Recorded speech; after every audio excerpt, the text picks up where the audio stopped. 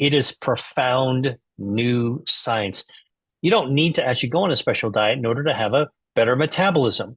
And my research had actually gone into the area of metabolism. And where you up your game is really on metabolism. And metabolism is a topic that everybody thinks they know. You could be a doctor and you think you know it, or you could be a fitness trainer or an athlete and you think you know a lot about it. It's the one term that everybody thinks they know something about. But in fact, the research and the science is changing dramatically. And that's what I write about in this book, Eat to Beat Your Diet, is what's the new science of human metabolism? This is Today on the show, we got Dr. William Li. He is a renowned physician, scientist, and president and medical director of the Angiogenesis Foundation and best-selling author of Eat to Beat Disease, the new science of how your body can heal itself. It's an incredible book. It should be on everybody's shelf. And today we're going to be diving into Eat to Beat Your Diet, burn fat, heal your metabolism, and live longer. This is, again, another book that should be on everybody's shelf so you can understand exactly how your metabolism works and how you can use food to heal your body and burn fat easier. Dr. William Li, welcome. Why write Eat to Beat Your Diet? Did you have a personal interest in weight loss management or what was going on? I think that there is so much confusion about what we should eat, and food industry is not a big help. true. And True. then on top of that, you have all these people that are trying to tell you, hey, eat this or eat that, and there's, what do you call it, so many fads that jump in and out, and it's just crazy. I think for the average person out there who's not going to dedicate hours to researching this, they could actually wind up in worse shape. I mean, I hear it all the time where I'll go to the gym and I'll hear, and again, it's usually women, you'll hear them talking about, hey, I tried this new diet and I actually gained weight. Exactly. Exactly. There's to your point exactly, there are so many um, stakeholders, different voices, special interests that are out there that it becomes an overwhelming challenge for most people. So, but that's really what I try to address. I mean, my mission is to try to bring science and clarity as both a scientist as well as a doctor who's working in food as medicine to try to give kind of a guiding light, because the nature of research is interesting because things change. Facts don't reverse themselves. Facts build on each other until we actually have some clarity on what's going on.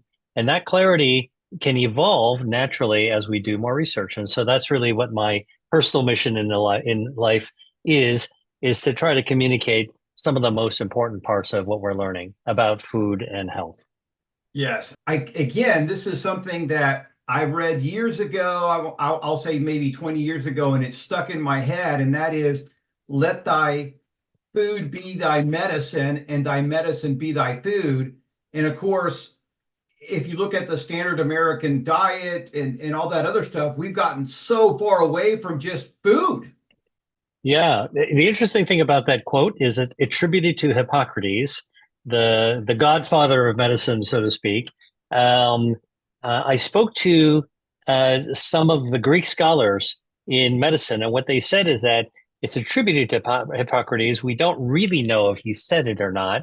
It's not a quote per se from him. However, back then, there really was only food to be able to as a tool in the toolbox. And what we've done is really since the advent of antibiotics, I think begun derailing ourselves from centuries of wisdom that have accumulated. So we've lost the tool in the toolbox, but it's coming back in now. I think that the science that leads to gene therapies and targeted therapies and amazing transformational cancer therapies and cardiovascular therapies, a lot of the stuff that's happening in biotechnology, those tools are now available for researchers like me and my colleagues to be able to point the tool not at the drug, but really at the food in order to be able to unearth how the food actually works inside the body.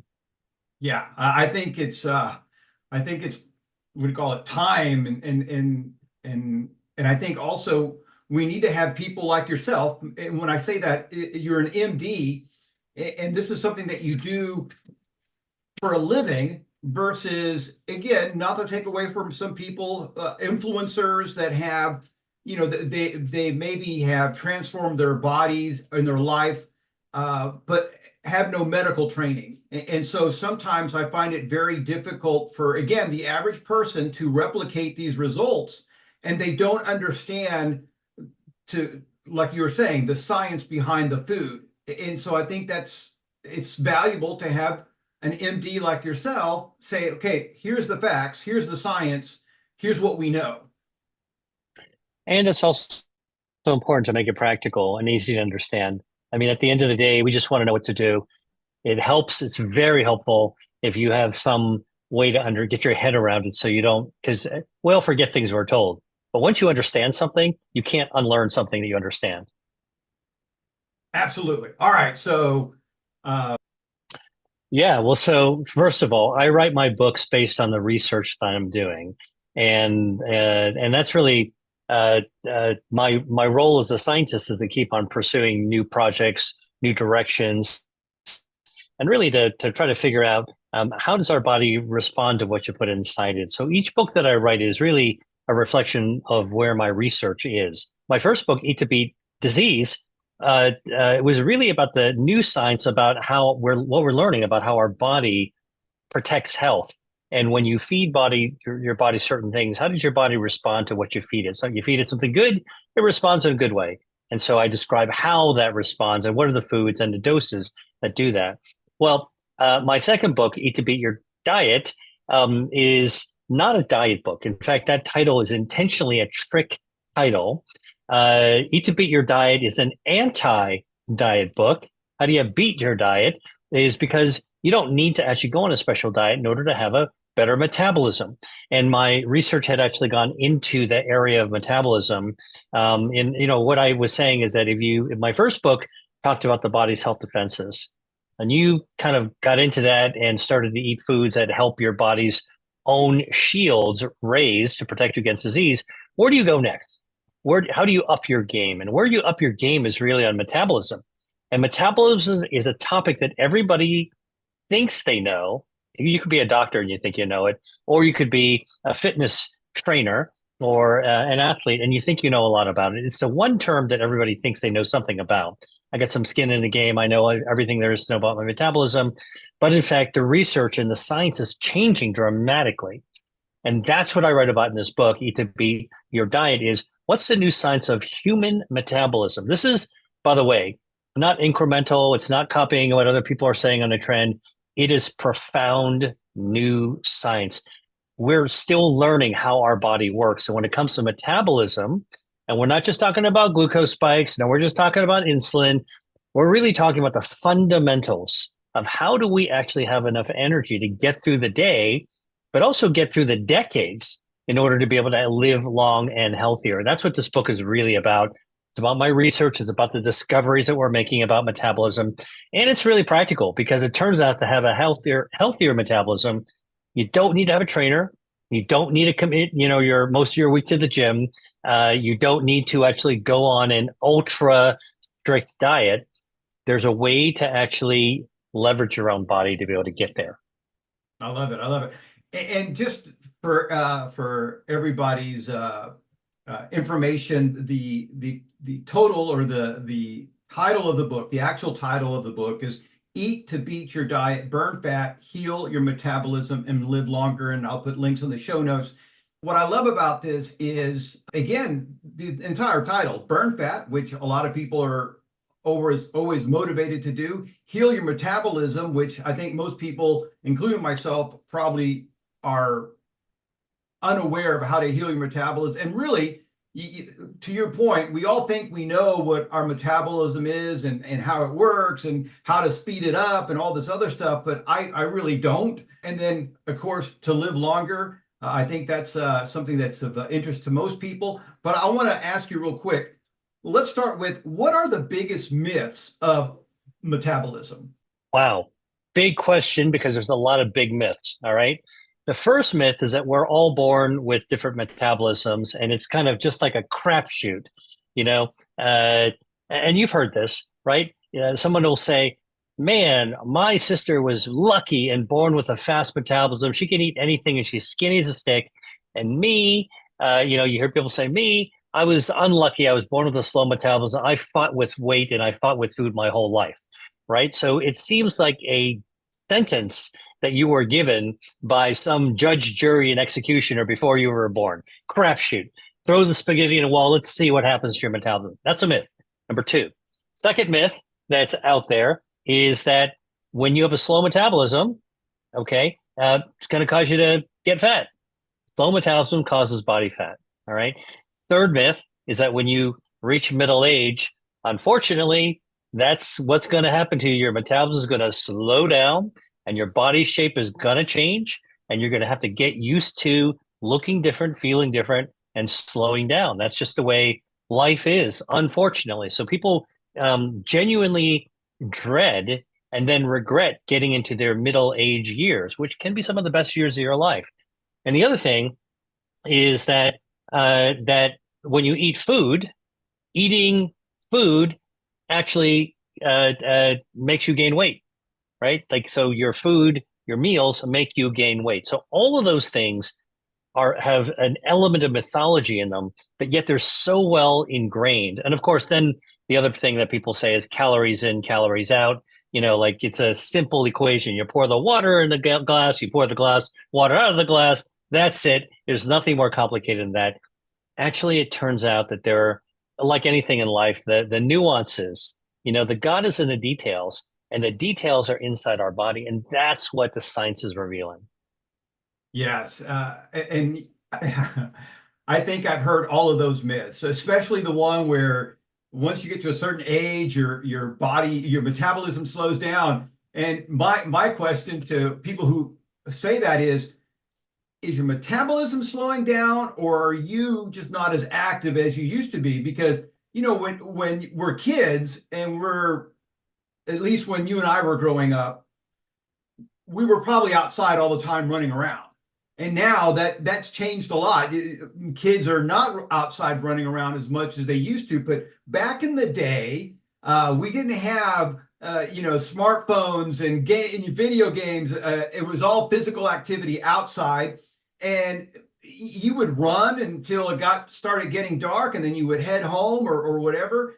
But you were burning calories all day long. And then, of course, as we get older, especially nowadays, we tend to be more sedentary, right? I mean, it's unless you make the point of doing something physical, going for a walk, going to the gym, you could literally spend the whole day sitting down. You go from sitting at your desk to sitting at the dining table to sitting and watching TV or sitting and playing video games, but you're literally sitting and burning very little calories. So to me, it's always been you're slow, your metabolism is slowing down because you're not as active. And again, I don't know if there's a real connection there, but at least I know there's a connection or as far as activity and gaining weight. Yeah, no, you're bringing up a really great point. So let me tell you one of the most profound pieces of research and discoveries that I've actually encountered in the last 5 years. And I've had a 30 plus year worth of research discoveries, and that most of my research is all about discovery. But a few years ago, a researcher with the last name of Ponzer out of Duke University worked with 90 colleagues to study human metabolism across the lifespan, right? So we wanted to, I mean, this research was really trying to get at the underpinnings of how does metabolism change from birth to death over the entire spectrum of life.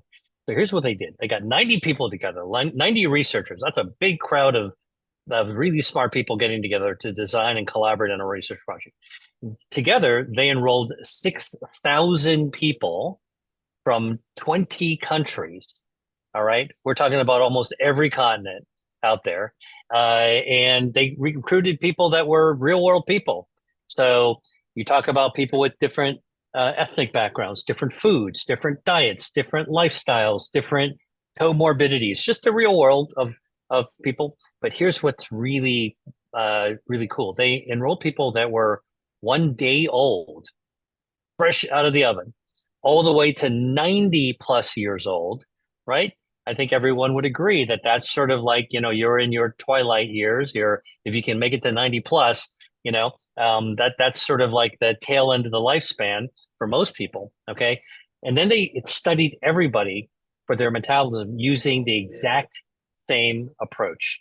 This is what's groundbreaking. And how they studied everybody, 6,000 people, ranging from 1 day old to 90 years old with the exact same approaches. They gave them a drink of water. Water is H2O. Okay. Simple, right? Except the H is hydrogen, the O is oxygen. And what these researchers did is they tweaked the hydrogen and they tweaked the oxygen so you can measure it. And then they gave everybody water to drink. And then they measured how the body metabolized the H, the hydrogen, the O, the oxygen, as a reflection of their body metabolism. They did this for 6,000 people over 20 countries from 1 day old to 90 years old. And and they can, by the way, they can measure the metabolism through their breath, through their blood, and through their urine, right? So this is remarkable because it's a global lifespan approach that really involved real people in the real world, right? Think about how different people are from Africa, from Canada, from Latin America to Russia, everybody in there. Okay. These are all comers. Now, what they found at the very beginning, when the first results came through, is that people's metabolism were, get ready, all over the friggin' map. All right. No rhyme or reason. Just like the common myth is that, it's a crapshoot, right? But we now live in a research community a time in research where we can actually apply machine learning and artificial intelligence into data sets in order to be able to look for patterns. So the first thing they did was they knew everybody's age, height, and weight, and what their body type should be like. Okay, what their body should be composed of, how much body fat they should have, and then they actually knew their actual weight. So they subtracted from every result the effect on the metabolism of excess body fat for 6,000 people, corrected it for excess body fat, removed excess body fat from the equation. And when they did that, it was like pulling the cloak off of the statue of David for the first time, revealing how human metabolism is wired over the course of your entire life. And everybody showed this pattern. And here's the pattern. When we're born, we all have the same metabolism. Now, why is that a surprise? It goes against the grain of what we used to all think. Me too. Right. All right. But if you think about it, metabolism is just hardwired like the operating system of our laptop, right? If I bought a laptop of the same model and you went out to your computer store and bought the same one, we pulled it out of the box, plugged it in across the country from each other, and booted it on. All right. Guess what? The operating system would be the same and it would work exactly the same way. Now, our eyes work the same way. Our tongues work the same way. Our lungs and heart work the same way. What makes us think that our metabolism would be any different than any of those other organs? Right. Okay. Right. So that's one thing that was shown, is that we're all born with the same metabolism. Number one. Number two, there's 4 phases of metabolism we all go through. The first phase is from age 0, when you're born, to age 1. Okay, first year of life, metabolism skyrockets to 50% higher than an adult's metabolism. So babies are rocking it. Okay, and by the way, it makes a lot of sense because they're growing super fast, right? But the key thing is, if you think about how fast babies are metabolizing, think about how careful we need to be of what we expose our infants to, right? And think about microplastics, off-gassing, all this stuff that we have babies crawling on new rugs that we buy because we want them the fresh thing.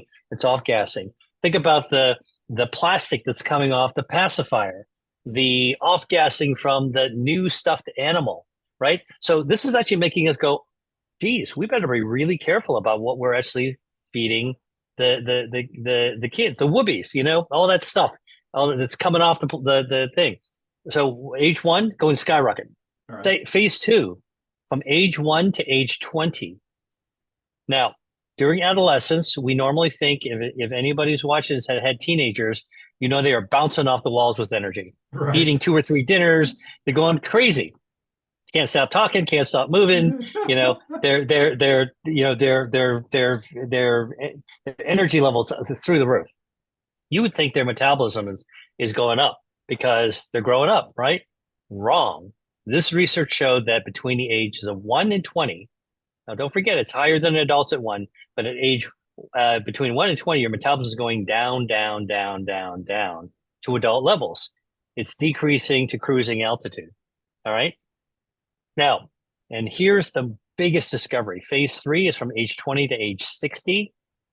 Human metabolism, when you remove the effect of excess body fat, correct everybody's metabolism by removing the effect of excess fat, is rock stable. It does not change. Age 20, 30, 40, 50, 60 is a flat line.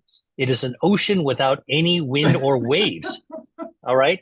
Completely different than what you would have thought, Right. or what you might think you see. And come back to that in a second. And then the final stage 4 of human metabolism, this research discovered, is that from age 60 to 90, human metabolism does decrease a little bit by about 17% by the time you're 90. Okay, by the time you're 90, your metabolism should be 17% of what you were when 60. But 60, it can be the new 20 if you remove the effect of excess body fat.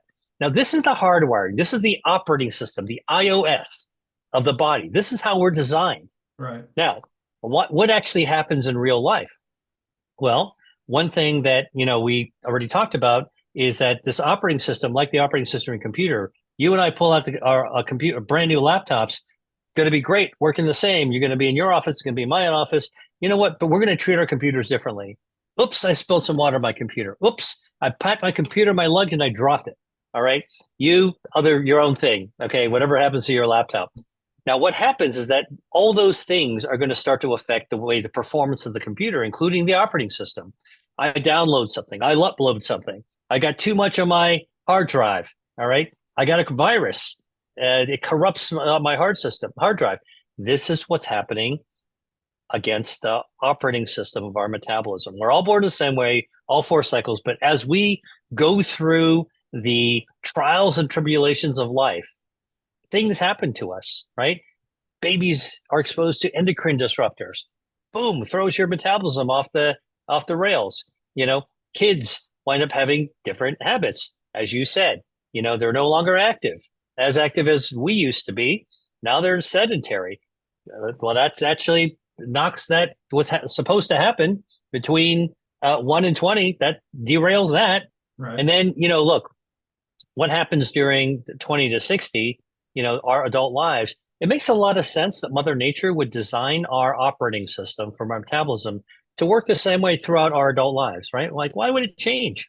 Why would it automatically crash right when we're in our most productive period of our life? It doesn't make any sense at all, right? Right. Okay. So, but what actually happens as they think about it is, when you're in 20, you're active. You're going out for your first jobs, you're doing whatever you're doing, you're raising a family, you're in motion.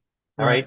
By the time you're 40 and 50, life happens to you, right? I mean, first of all, you got a lot of stress. I mean, anyone at 40 and 50 has gotten a lot more stress than they were when they were 20, right? Right. Stress impacts our dietary choices. Stress impacts on our sleep. Stress impacts on our time for exercise. Oh man, I'm so wiped out. I don't have time to go to the gym. All right. Oh man, I'm not cooking a new meal. I'm just going to eat whatever I've got around me. All right. So you're moving less, you're doing less, and you're more stressed. Stress changes our metabolism as well. All right. And by the way, when hormones change, it also changes the way that our metabolism also works, changes our brains, changes our behavior, changes how, this operating system works. And so all real life actually affects us during middle age. What are we worried about middle age? It's causing stress. We're worried about the economy. We're worried about our jobs. We're worried about our boss. We're worried about our family. We're worried about our mortgage. We're worried about the war. We're worried about the pandemic. Whatever we're worrying about, it's all over the map. It's like through the roof. All those things impact. It's like downloading viruses from the internet, like at random. Like that's what actually happens to our metabolism. So The other thing that I'll tell you that's important with this story of this research study is how they found the real human metabolism by removing the effect of excess body fat. So here's the thing that's really quite amazing, Bert. It's not that a slow metabolism, which is hardwired, causes you to gain extra body fat. It's that when you throw extra body fat into the equation by having too many calories in and not too many calories out, all right, excess body fat slows your metabolism. It's completely the opposite. So the reason that you want to burn your fat, even if you're not a fat person, even if you're a skinny person, forget about the skinny sister. You know, somebody with a thin tube of their body compared to a fat, big tube of their body. The thin tube can also have extra body fat, Sure. and it's just as deadly. It's skinny fat packed inside the whole the tube of their body. And so this is the reason. This is the real reason. Look, I understand if you want to look better, fit into your clothes, go out and get a beach body. Vanity is fair game. I Sure. totally accept that. But the real reason to control excess body fat is all that harmful stuff that gets stuck inside the middle of your tube. Interesting. Yeah, yeah. And to your point, my brother is one of these guys that you would consider skinny fat. I mean, he looks skinny as a rail, but he had a heart attack. And it turned out that he had his total cholesterol when he had a heart attack was like 110, which is fairly low, but he had almost no what's called it, the good cholesterol. HDL. HDL was like at 5. And Oh, so that's, the doctor said that's probably why, that's what led to a heart attack. But to your point, just because somebody is skinny doesn't mean that they're healthy. And that's, again, that is a misconception that we have. You nailed it when you were talking about my sister's so skinny she can eat what she wants. No, the challenge is that if you're eating what you want, you're probably not that healthy. And so, yeah, that's a misconception. All right. So, first of all, that's a remarkable research.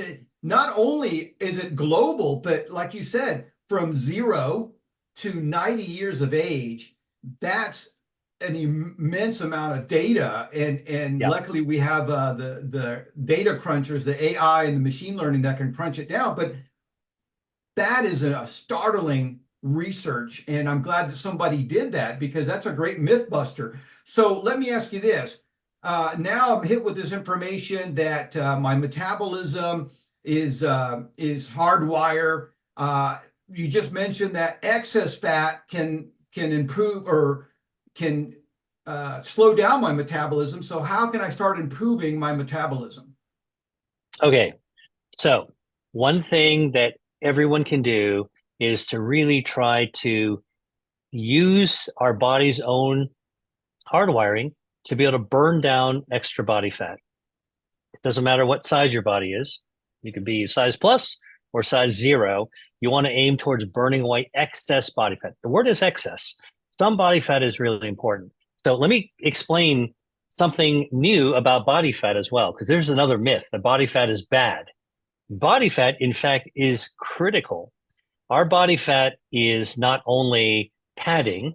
If you had no body fat, you slipped on the rug, you fell on the floor, your organs would split open, and that'd be it. Right? So padding is really important. Our body fat, though, is also fuel tanks for your body. Like they're the fuel tanks. If you have a car and it drives, you use gasoline. What do? You actually drive it around. You don't think about loading it with fuel until the needle goes towards empty. And then all you can do is think about the fuel, go to a filling station and you put the nozzle in to fill up the tank. Then you go off and you're on your way again. That's really how our metabolism works. Give people an analogy that everyone kind of understands with a car. And that's how our body, we need fuel in order to be able to run. Our metabolism needs energy. So if the car's energy is gasoline, and we call that gallons of gasoline, in our body as a vehicle, in order for us to run our fuel, we call it food. And the fuel in our food isn't gallons; we call it calories. All right. Right. So in a car, you put your gallons of gas into a fuel tank, a little metal thing on the side of your car. In our bodies, we load it into, get this, our body fat. Our body fat is the fuel tank for the energy that we get when we eat food. All right. Now, we know that fat is important because if you didn't have body fat, you're not able to store fuel. And we know that this is a fact that people who go down for these ultra athletes and they go down to like zero body fat or 3%, 1%, they are not well. It crashes their immune system. They stop menstruating if they're women. They got all kinds of problems. All right. You need a certain amount of body fat just to run your car engine, your body's metabolism. Now, what happens if you actually go to the filling station? Thank goodness at the filling station, when you're filling your gas, there's a thing on the button that goes click when you're full. All right. What would happen if it didn't go click and you walked away? The gas would fill up and you would overflow your gas tank in your Right. car because it's made of metal. The gas would flow down the sides around the tires, and if you're standing there, you'd be filled. Gas would run right around your shoes, and you'd be standing in the middle of a dangerous, toxic, flammable mess. Right. Right. Well, our body will do the same thing if we load too much fuel. But because our fat cells, which are our fuel tanks, aren't rigid like our gas tank in our car, they can stretch. They can stretch about 300% more than when they get started. So our fuel tank in our body, our fat cells can stretch like a water balloon, 3 times bigger than when they started. That's why when we overeat, we stretch our fuel cells out, our fuel tanks out. That's how we gain fat. That's why our mass increases. All right. But if you keep on filling up your mass cell, oh, you're still eating. Let's go fill up another fat cell. Oh, that's 3 times big. Well, you're still eating. Let's keep on filling another one. Oh, we need to make more fat cells now? Sure. How many do you want? Until you stop eating, we're going to keep on making them. Do this day in, day out, week after week, month after month, year after year, and you get the classic American land of plenty, over calorizing ourselves. This is why, as a nation, we actually are generally overweight. Right. Okay, too much gasoline in. We don't have a clicker, and in fact, by the way, in a car, if the gas overflows onto the ground, it's a flammable mass. But what happens is, as our fat expands, fat is an organ in our body. It requires a blood supply, but as it grows bigger and bigger and bigger and bigger and bigger, the middle of the fat outstrips the blood supply. It's so big, it doesn't have enough blood flow to support the living mass of the fat. Fat's living. Okay. And once You know there's what? not enough Hold on a blood. second. That is amazing. I never thought about that, but you're absolutely right. Fat is an organ that requires blood. Yeah.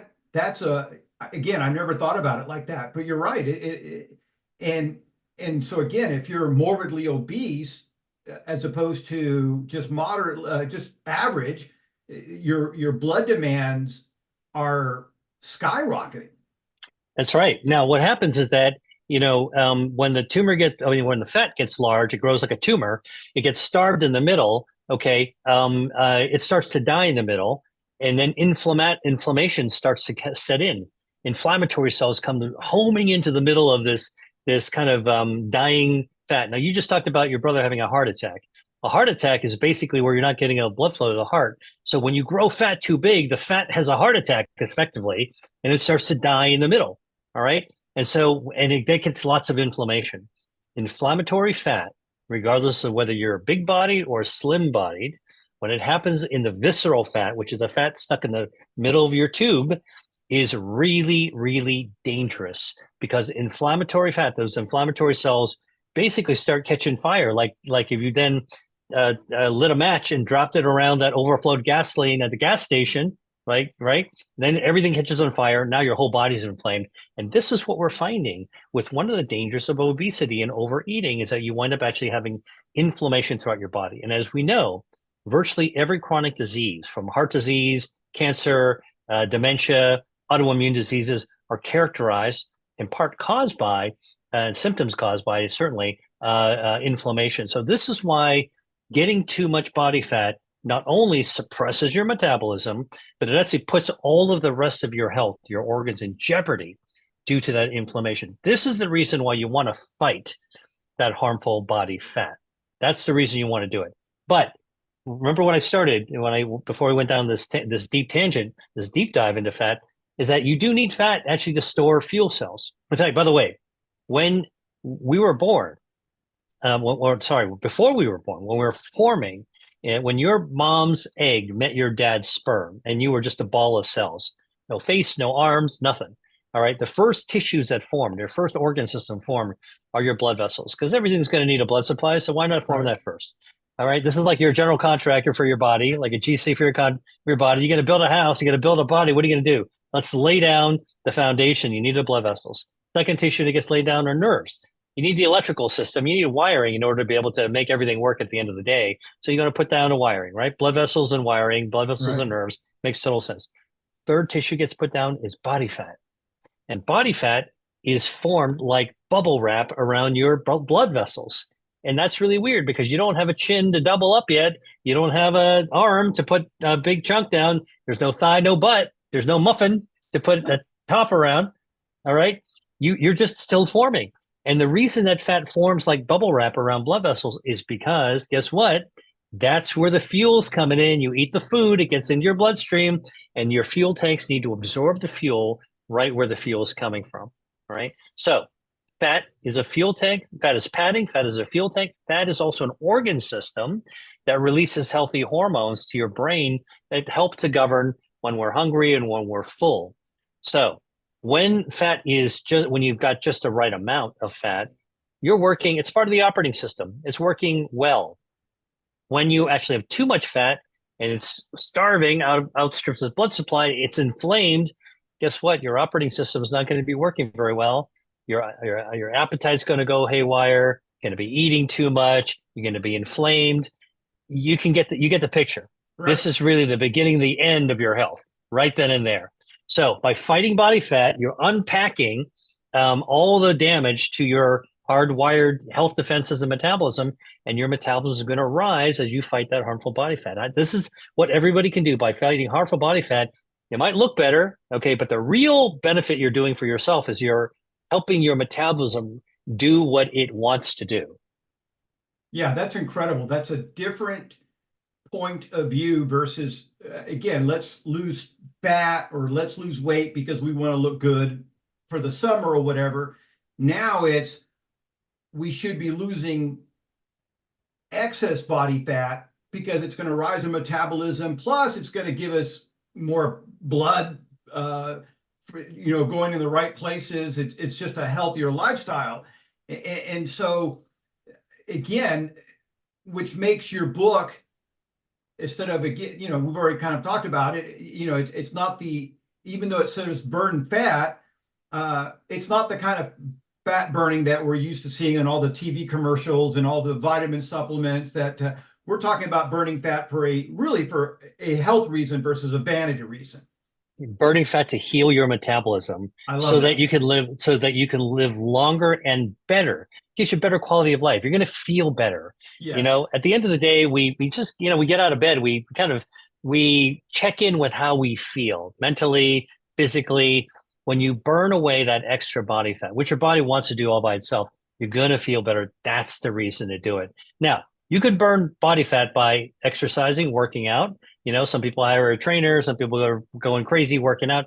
You can do that. You can also burn body fat by actually having a more reasonable approach. And so that's why I wrote this book, Eat to Beat Your Diet, is really how do you practice reasonableness? How do you take advantage of this operating system that naturally tries to give you good metabolism? And how do you burn that extra body fat off? How do you actually do this?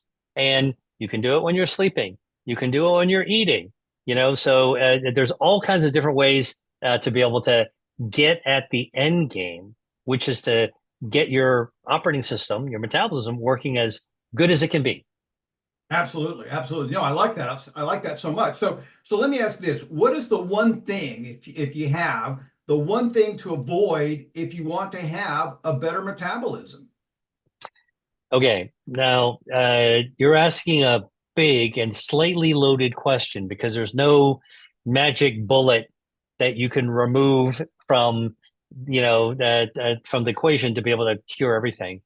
But I will tell you that the research is showing over and over and over again that ultra processed foods, which is the stuff you'd find in the middle aisle for the most part, in a package of snacks, chips, drinks, candies, and all the stuff in the gas station, at the airport, you name it, it's around us. Okay.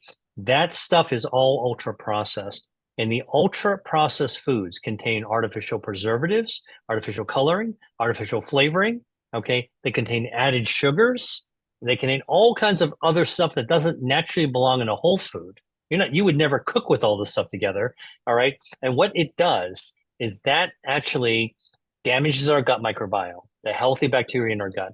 Once your gut microbiome is damaged, guess what? Your gut microbiome helps to groom your metabolism. It's the metabolism's caretaker. It's the gardener for your metabolism. When that bacteria is damaged, all right, now your metabolism isn't able to run the right way. All right. And all of a sudden you're going to start going off the rails. So one thing that you can do to try to keep a healthy metabolism is to not eat ultra processed foods. Cut down or cut out. Impossible to completely eliminate because we're surrounded by it, but cut it down. And whenever you do it, just realize that you're taking a bullet to the skull kind of thing. All right. So and so I think being informed in what you do is really important. Number two, I think that you want to stay active. A lot of people, as you pointed out, are sitting around on their butts, looking at screens. I mean, we're doing it right now. We're in a seat watching each other on the screen. But and it's, by the way, it is true. Here's something interesting I wrote about my book. You don't have to be working out to burn calories. Okay. Actually fidgeting burns calories. Did you know that? If like tap, tap, tap, tap, tap, your Yeah. knee, the annoying thing, like tapping actually burns calories. That's good Not to enough, know. not enough to overcome the whole birthday cake you ate last night, but it actually makes a difference. All That's right. funny. So body stays in motion. Okay. It winds up having a better metabolism. So what I tell people, look, there's a lot of aspirational things you can do. Not everyone can afford a trainer or join a gym, but everyone can afford to walk for at least 30 minutes a day. I don't care when you do it. Could be in the morning, could be after dinner, whenever you want to do it, but stay in motion for 30 minutes and walk at a pace where, you're not going to be able to talk that comfortably on the phone. Like be purposeful in how you're walking. That actually gets your blood flowing, that trains your immune system, good for gut health. It's good for brain health. So, staying active, avoiding ultra processed foods. And then there's a whole series of things that else you can do that involves choosing the foods that you eat, that you do eat, not that you cut out, but that you lean into, that can be helpful for your metabolism as well. Yes. Back to the gut bacteria, the biome that you were talking about. I have a dear friend of mine, and she was taking some supplement. I forgot what it was. Anyway, it was, I think it was a highly processed food, some kind of health food. Anyway, it destroyed her gut bacteria. She had a terrible reaction and ended up destroying her gut bacteria. It took her a nutritionist and a year to repair that gut bacteria. And I just wanted to mention that because, again, we were talking about that just to let people know that how long it can take. And bottom line is she suffered all sorts of issues, digestive issues, hair loss, flaky skin, all because this gut bacteria was completely damaged or thrown off. Super important. And this is just one element of our health that we know very little about. It's only been talked about the last few years, and it's just critical. Yeah, totally right on target with that. What we know about the gut microbiome is that it is the guardian of our health. One of the key guardians of our health. How many bacteria are there in our gut? About 40 trillion. That's more stars than in the sky that you could see on a clear night. And where are they mostly located? They're mostly located in the lower part of the gut. Okay, not right at the exit. All right, that's tailpipe, but actually in the colon, which is the large intestines, right in the area called the cecum. A lot of people don't know this, but your gut bacteria is located in the cecum. It's a pouch in the large intestines. That's where the appendix is, wherever the small intestines meets the large intestines. Look, if you're a plumber or you're familiar with plumbing, you know how to do this. You got to plug a small pipe into a bigger pipe, right? And the bigger pipe actually allows everything to get carried out, right, to your septic system or wherever. Right. And it's essentially The large intestines, where the small intestines plugs into, there's a pouch called the cecum. That's where the appendix sticks out. And we used to think the appendix is like this nonsense, useless organ. In fact, surgeons used to just snip it out whenever they have, whenever they're in the belly. Ah, look at that appendix there. Boom, gone. I took care of that one. I weeded that one out. Turns out we're not beginning to realize that appendix is probably air traffic control for our Oh, microbiome. And it probably is also a ammo clip for our I don't know if that's politically correct to use that analogy, but it's a clip of for more healthy gut bacteria. Because, as you say, we can actually lose our healthy gut bacteria. You need to restore it. Where are you actually going to get the ability to restore your gut bacteria? We think the appendix plays a role in restoring healthy gut. So these things, we started talking about myths and the new things that we're learning about the human body. I think it's totally amazing, Bert, that, in this day and age, in the 21st century, we are still learning fundamentals about the human body, even though we've been studying the human body for hundreds of years. right. We're still discovering new brain cells, new cells in the heart, new immune cells. Like, how can this be? It just shows you the future of health is really putting together this story of how our health is actually maintained. And it's more than just going for a jog, going Right. for a swim or playing tennis. There's a lot more to it. And, metabolism is one of those unifying processes that gives us our health every single day from the time we're born to our very last breath. Yeah, that's incredible. And unfortunately, you mentioned all the processed foods out there. We have so many bad foods out there that are damaging us, destroying our gut bacteria. I feel sorry for this generation that has been duped into consuming these energy drinks. And not only are they consuming them, but they're consuming them on a massive scale. You hear about these kids who they're 17, 18, 19 years old, and they've had two or three Red Bulls in a very short amount of time, and then the rest of the hospital because they're having a heart attack.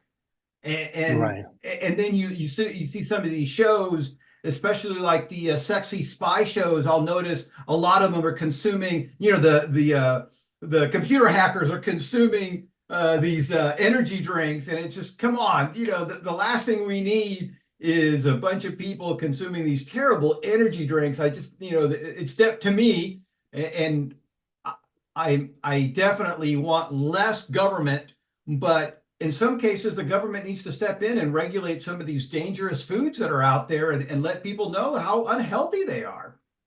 It's so true that we need better guidance because, look, we live in a capitalist system. Anyone who can make money on anything can do anything. And right. Right, And so this is where like health should not be a free for all. right, Health should have guardrails. It could be a 6-lane highway. You can, and the speed limit could be high. But the thing is, you can't just make it an open dirt road and everybody goes at it however they want. And I think that that's really one of the big challenges we have. So hopefully this new research will be coming out. Now, by the way, speaking of the free for all, and feeling sorry for, frankly, humanity, society is where we are today. There's research now that microplastics, which are everywhere in the environment, yes, okay, in the air we breathe and in the food that we eat, it's detectable in our bloodstream now. People, because we're looking for it, we can find right. it circulating in our blood, little tiny plastic pieces in our blood. Can you believe that? And that a recent study showed from Italy showed that those people who had the most microplastics, the plastic would stick into the clogs of their arteries. So they Oh, were naturally clogging in their arteries. The plastic would embed themselves into the blockages, and those people were 4 times higher, more likely to have a heart attack or a stroke. All right, wow. because of the plastic, and they were able to dig out the plaques and take a look at it in the microscope. And if you look on the internet, okay, look at microplastics plaque, all right, and heart attack, and you'll see pictures of what this plastic embedded looks like. More recently, and by the way, how much plastic do we eat? The typical American is estimated to eat a credit card's worth of plastic every week. Every Yeah, week we eat a credit card. yeah, I I use these quite a bit because they're portable. And then I just read an article that now these are breaking up. They have microplastics already in them, and Oh so yeah. now I have to change change that. But yeah, a credit card a week makes sense because, as you pointed out, we have plastic everywhere, uh, and it's got to be leaching in all our foods. And by the way, they're also finding it now that we're looking for it. We're finding it in the brain. We're Mhm. finding it in testicles, in men's testicles. It's associated with damaged sperm count and Sure. decreased sperm function.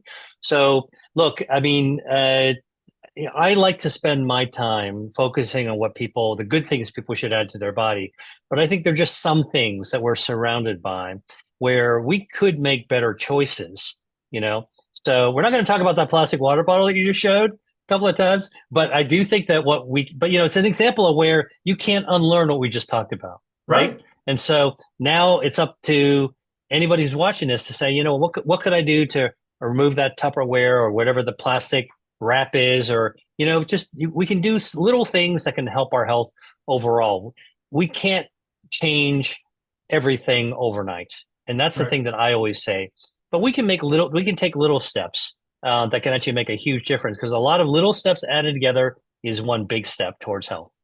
Absolutely. And I'm glad you brought that up because, again, so many people try to change so much so soon they become overwhelmed and then they give up.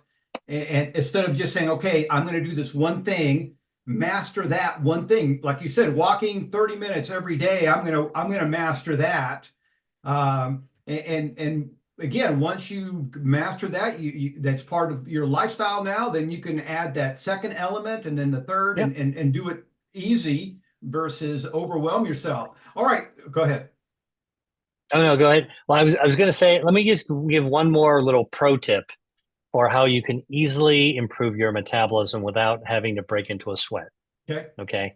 And this has to do with intermittent fasting, which is a trend, but I want to actually remove the bumper sticker of trend and fad onto it and tell you that of why you should do it and why it works.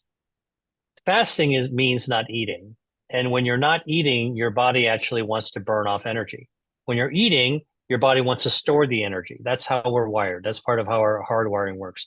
During the day when we're eating, our body says, okay, bring it on. Let me store as much as we can into the fat cells, right? And then when we're not eating, we stop eating long enough. Our body goes, okay, no more fuel. Let's now burn off the extra fuel. Okay.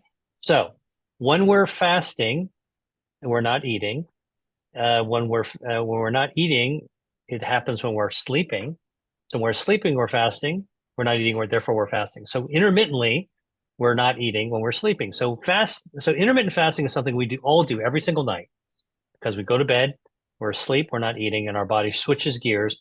And during that period we're sleeping, that gear shift into our metabolism begins burning down extra body fat, burning down calories because it's not expecting more calories to be coming in. This is the reason why you don't want to actually have a midnight snack, because you're Mm, cutting into the time when your body has to burn off extra fat. You're stuffing a little extra stuff in there, right. giving it less time to actually do the burning. All right. So so I'll tell you how I try to optimize my metabolism in the most frictionless way possible. Okay. Number one, I want to give my metabolism as much time to burn fat as possible. How do I do that? Well, let's look. There's 24 hours in a day. If I can make half my day fat burning, I think that's a fair way to do it. Now, how do I do that? How do I get my body 50% of the time to burn fat? Well, let's say that I eat dinner at 7 o'clock. I'm eating food. I'm putting fuel into my body. I'm at the filling station. I'm loading up my gas tanks. I really try to not overeat and I try to choose healthy foods to eat. All right. Not too much and good quality fuel. Right. You never want to go to the gas station and deliberately put the worst quality fuel into your car. All right. I don't care if you're driving like a cheap car or Ferrari. That's how you're going to damage the life of your vehicle. All right. So good food, not too much of it. Let's say I eat dinner at 7, I stop eating at 8. and most people eat it within an hour. Okay. Now, after I put my dishes away at 8 o'clock, that is it. I'm done for the day until I wake up the next morning. Now, think about it. 8 o'clock, let's say I go to bed at 11. I go to bed later usually, but I got 3 hours of not eating. My body switches into gear and gives me 3 hours of burning down fat. Now, let's say I go to bed at 11 and I'm going to sleep for 8 hours. So 11 o'clock to 7 o'clock is 8 hours. We know that 8 hours is roughly the optimal window of sleeping for lots of reasons. One of the reasons is that your metabolism is going to burn down extra body fat during those 8 hours. All right. So 11 o'clock to 7 o'clock in the morning, get up at 7. That's pretty reasonable. Now do the math. I stopped eating at 8, had 3 hours of fat burning until 11. 11 o'clock to 7 in the morning, 8 hours of sleep. That's 8 hours. 3 plus 8, that's 11 hours. Okay, almost half a day of fat burning, metabolism activating. All right. Now, when I get up in the morning, I do not do what my mom told me to do when I was a kid. Hurry up, get out of bed, get down to breakfast, eat something because you need something in your brain to learn. Catch a school bus, go to school. Nope. I'm an adult. I get up, take my time, getting ready, getting dressed. I might go check my emails first. I might go outside, go for a walk. I might read a book, read a couple pages of a book. I don't know. I'm taking it easy. All right. And by the time I am ready to eat, from the time I wake up to the time I have food, it's an hour. I wait for an hour. Now the math, 3 hours after dinner, 8 hours of sleep, 11 hours, add one extra hour, 12. Boom. I hit my 12 hours of allowing my body to burn down extra body fat. And then when I'm eating the rest of the day from, let's say 8 o'clock onwards until I put my dishes away, that's 8 hours of window. It's a 12-hour fasting, 12-hour eating. That's a more reasonable way to do intermittent fasting than 16 hours of fasting and compress all your eating in 8 hours. So that's a really simple, everybody can do it, easy way to be able to get the most out of your hardwiring of your metabolism. Now, don't forget, I told you when you eat, choose the good foods. You want good quality fuel in your Ferrari, which is your body. And you don't want to eat too much because you never want to overload your gas tank. It's just more that you got to burn off. Right. That's the simplest way of actually getting your metabolism in good shape.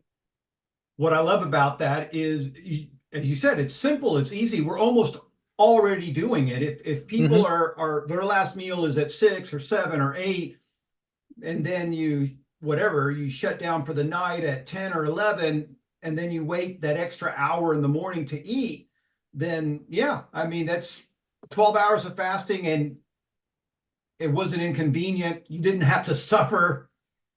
Yeah. And, for me, sometimes I'm busy in the morning. And, if I wait an extra hour after getting up, sometimes I'm not even that hungry. And I just won't eat until lunch. The Right. key, though, with this is that by the time you do eat, you're gonna be hungry. Don't overeat. Yes. All right. There's a Japanese saying called hara hachibanmi. It's a Confucian saying. Hara hachibanmi means quit when you're 80% full. Don't Yes. eat until you're stuffed.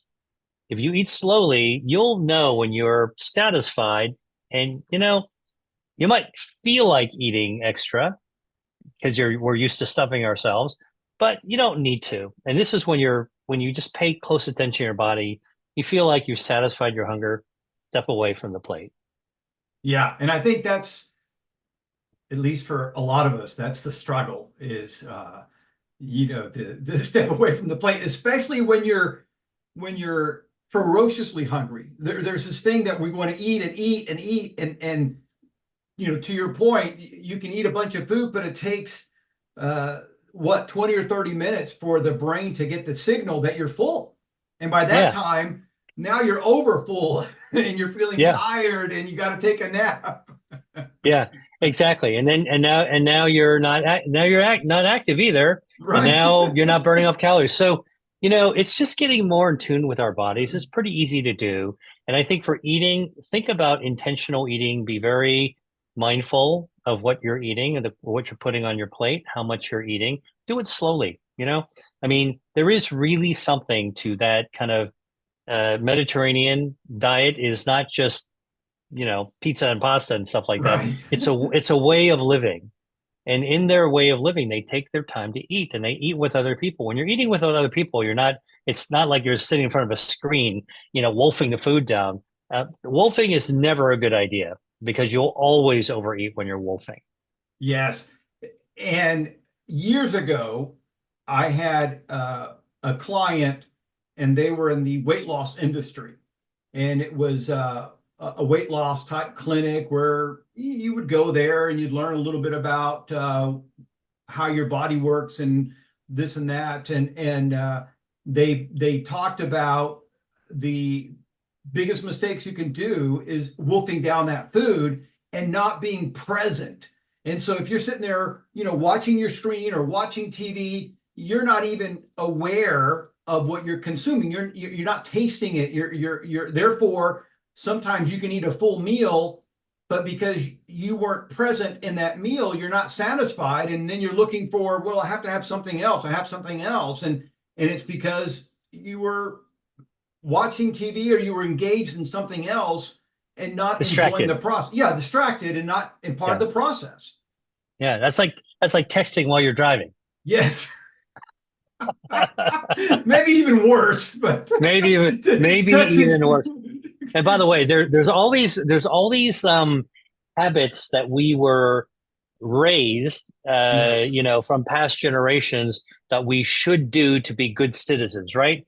Like Yes. 3 meals a day, clean your plate, Clean your plate. all, I mean, by the way, the history of the Clean Plate Club is really interesting. Oh, go ahead. It started in World War One when there was true food shortages and the troops didn't have enough foods. And so the government said, please don't overeat. We want to actually, save food for soldiers so that we can ship things off to the soldiers. They didn't mean pile the food onto your plate and then clean it, lick it clean. They meant just don't take so much food, and so don't waste your food. It went out of basically the government rescinded the Clean Plate Club idea campaign after World War One. World War Two, they brought it back in. Okay, then they never rescinded it, and everybody kept on going. Now think about it. This post World War Two, 1940s and 50s. Okay, that period is exactly when the food industry exploded. Yes. Ultra processed food, and then there's all these habits. Same thing as eating breakfast. You have to eat breakfast. Breakfast is the most important meal of the day. You know what? That's all baloney. That's a marketing campaign from people that sell breakfast food.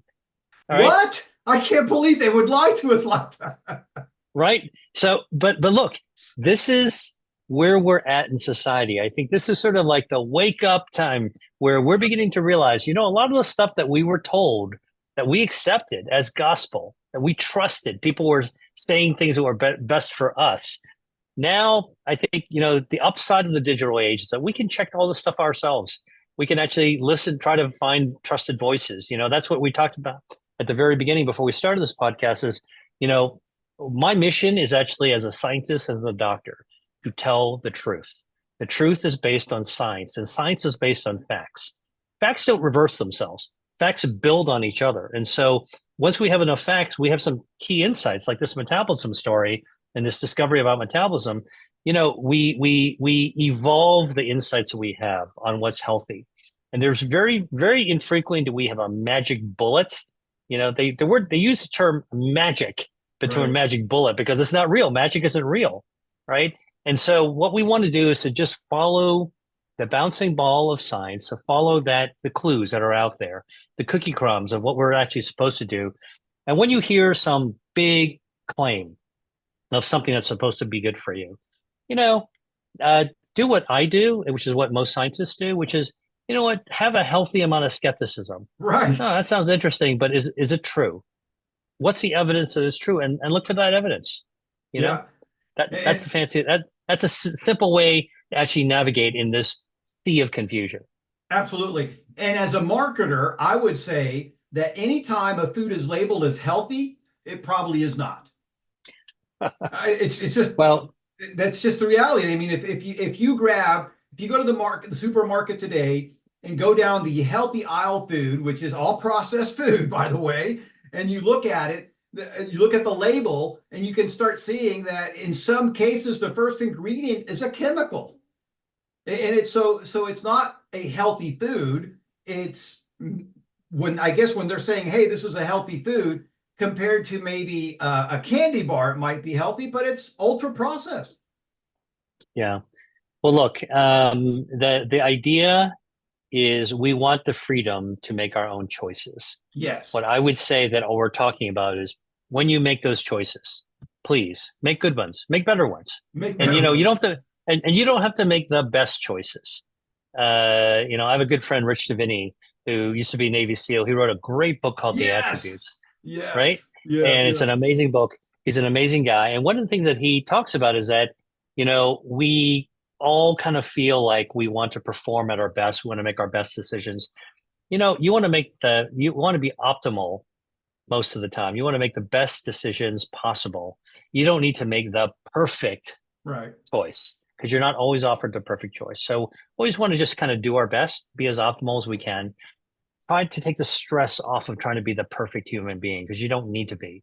Right. If you're making better decisions every single day and you're improving yourself, all those little things will add up to build up on your health. Absolutely, absolutely. All right, so let me ask you this. We started talking about food, and in your book, you talk about the five top foods that you can eat to help your metabolism thrive. What are these top five foods? You know what? There's a lot of foods that are helpful for your metabolism. Let me give you the five general categories that'll be helpful. Number one, I mean the big frame is that if you actually have um, uh, whole food type of foods. All right. Seasonal will be best. You'll be heading in the right direction. All right. So what broadly speaking, what are those? Those are vegetables and fruits, ideally seasonal. They're going to be rich with polyphenols and prebiotic fiber that's going to feed your gut microbiome. You're going to be in a good direction. You want to have beverages that actually help you and don't hurt you. So what are some of the, so I'm just going to the second category. Third category, I'll actually tell you, is have healthy oils.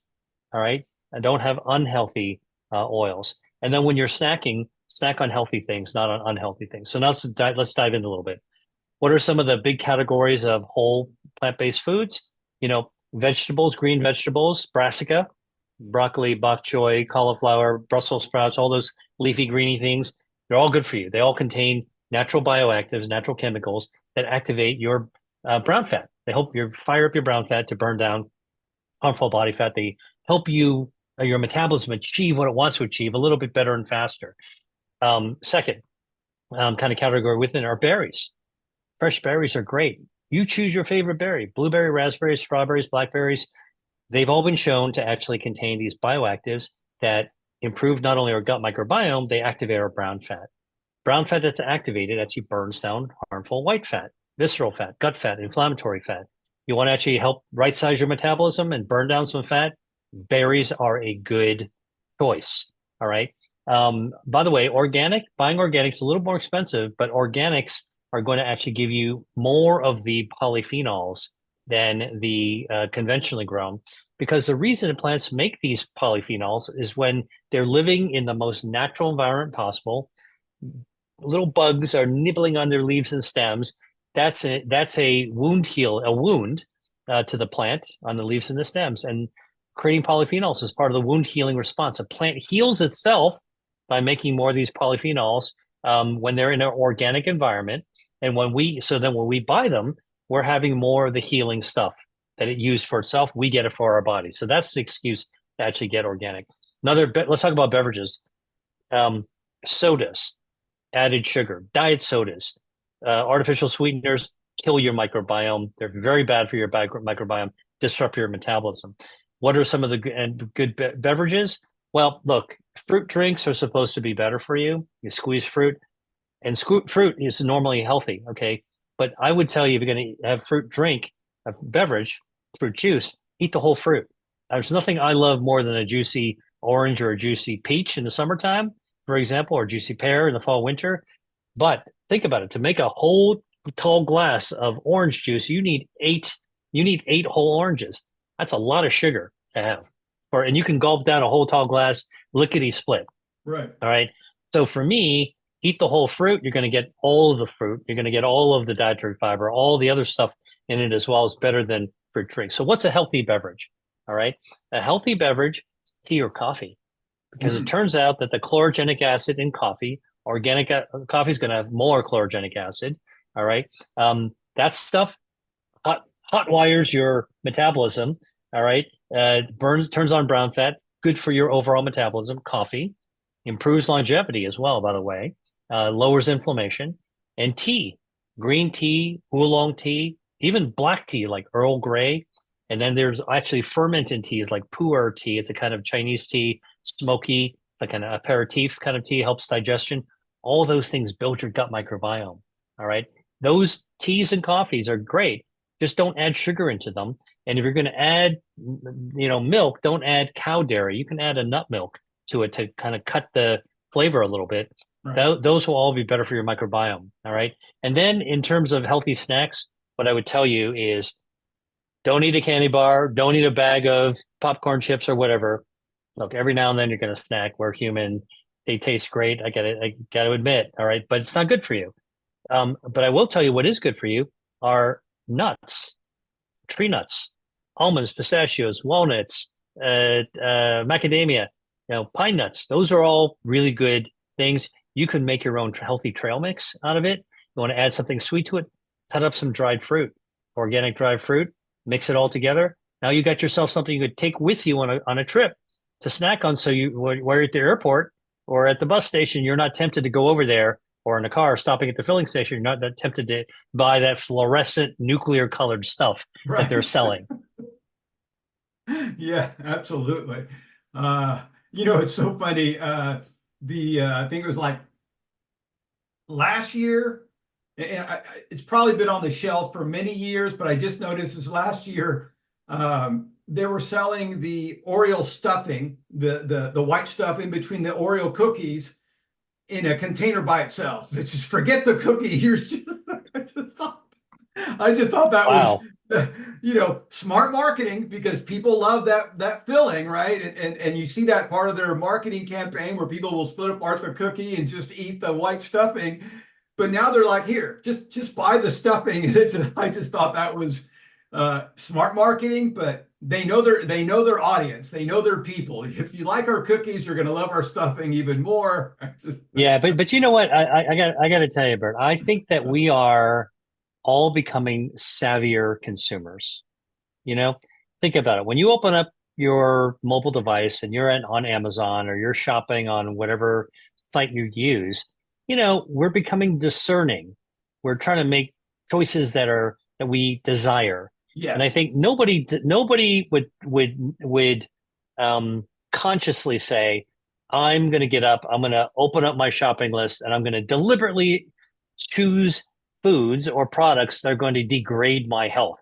So Right. I become less healthy, I slow my metabolism, I gain body fat, and I shorten my lifespan. Nobody's going to do that, right? And so part of this conversation, part of what you're doing, with this podcast is really, getting information out that just help people become savvier consumers. I think that's, something that is just really a public service that you're doing.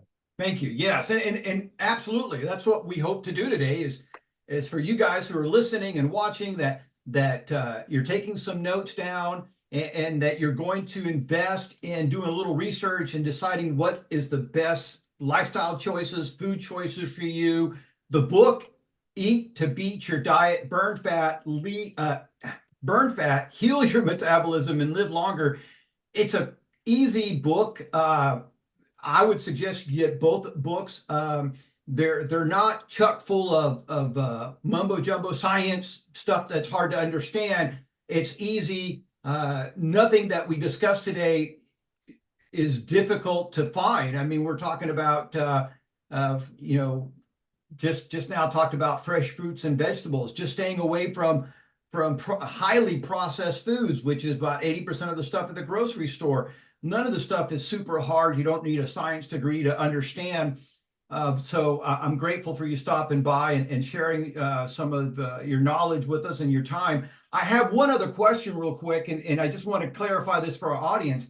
Is weight loss the best way to have a better metabolism?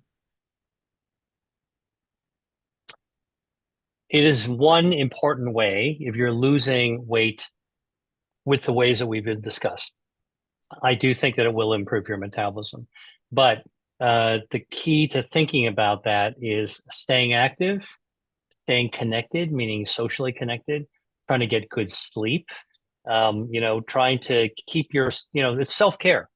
I think a lot of people are beginning to realize, especially after everything we've gone through and we're still going through, in terms of the stress of being alive today, it's time for us to take better care of ourselves.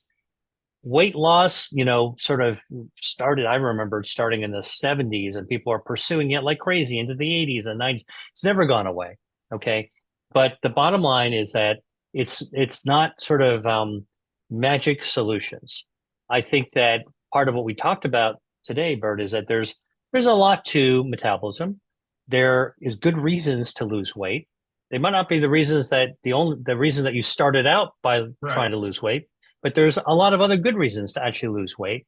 And so go for it and try it out. And the ways to do it, you can make good choices in terms of your diet and lifestyle. Try to match the best possible things you can that will actually be healthy with your overall life goals. And when it comes to food, I always say, love your food and love your health. If you can align those things, it's like the perfect solution. Yeah, I love that. I love that because we don't all need to have a six pack and be at 3% body fat or anything like that. I think that, again, there's this um, massive propaganda out there that, again, if you're skinny, you're fit, which today we discussed, that's just a myth. That, that again, I love what you said there about choosing the lifestyle that's best for you, exactly what you're looking to do. Real quick, I do want to ask you about visceral fat versus brown fat. You mentioned brown fat. Hey, this starts cooking your brown fat, or it starts your brown fat cooking. What am I looking for? What is visceral fat? I know that you mentioned it's inflammation versus brown fat. Okay, so I write a huge amount about this in my book Eat to Beat Your Diet, and I encourage anybody who wants to do a deeper dive, to check that out. But basically, our body fat is a fuel tank. But our fuel tank, we've got different kinds of body fat. White fat is wiggly jiggly. It's under the arm, it's around your waist, it's under your chin. It's also packed inside the tube of your body. When it's packed inside the tube of your body, it's around your guts. Your guts are also known as viscera. Okay. And so the kind of white fat that's packed inside the tube of your body is called visceral fat. All right. And that's the kind of fat that's not good because it can wrap around your organs. It can be very highly inflammatory. And it's the part that, you want to really definitely tame your visceral fat. Brown fat is a good fat, not a bad fat. And brown fat isn't wiggly jiggly. Brown fat is wafer thin, paper thin. And it's not even close to the skin. You can't see brown fat. It's close to your bone. It's actually Interesting. plastered around your neck, underneath your breastbone, a little bit behind your back, and a little bit deep inside your belly. And Okay. what white fat does is it stores energy, okay, the fuel tank. Brown fat is like your stovetop. When you want to boil something, you turn on the gas flame, click, click, click, whoosh. That's brown fat. And brown fat has to draw the fuel to create the heat, and it sucks that fuel right from your white fat, especially the visceral fat. Brown fat, good fat. White fat, visceral fat can be the harmful fat that you draw on. So you want to activate your brown fat to burn down your white fat. And there are, by the way, cold plunges will activate your brown fat. Foods like beans and berries and brassica, the bitters, the bitter greens, tea, coffee, all those things will extra virgin olive oil, omega-3 fatty acids, they all light up your brown fat. I give a list of more than 200 foods in my book, Eat to Beat Your Diet, that all activate brown fat. And so one of the things that I do, by the way, I have meal plans in my book. I have recipes from my own kitchen I have in the book. This is easy if like all these terms that we're talking about, they're really meaningful. Like we're beginning to discover the phases of metabolism, the effect of extra body fat. What's the difference between brown fat and white fat? And by the way, brown fat is good. You know why it's brown? Is because it's got a lot of mitochondrion. Mm, When I was in medical school, mitochondria, these are the powerhouses of the cells. They're like the batteries of the cells. I used right. to call them mitochondria to remember it. They're small but mighty. And brown fat has a lot of mitochondria because it burns fuel. All right. It's got to have a lot of power packs inside it. And the mitochondria contain a lot of iron. Oh, And iron, what happens when you put a bunch of iron, like iron nails outdoors overnight? What's going to happen the next day? What color are they going to turn? Brown. They're going to rust. So mitochondria packed with iron turn brown as a matter of oxidation. And that because there's a ton of them in brown fat, that's why brown fat is brown. yeah, I love it. I love it. All right. Again, I'm going to put this in the show notes. Eat to beat your diet, burn fat, heal your metabolism, and live longer by William Li, Dr. William Li. And where can find what website should people find out more about you? Where should they go? Yeah, you can come to my website. It's www.drdrwilliamli.com, drwilliamli.com. You can find me on social. My handle is at Dr. Dr. William Li, L-I, is how you spell the last name. And I have a YouTube channel that's got tons of FAQs that people are throwing at me all the time, where I actually do some deep dive videos so you can learn more about these types of interesting twists and turns on how to actually improve your health and get some pro tips from me. Absolutely. I love that. I love that. Dr. William Li, thank you so much for stopping by. The book is phenomenal, and I appreciate your time today, and we'll looking forward to have you back again. Thanks very much. We would love to come back.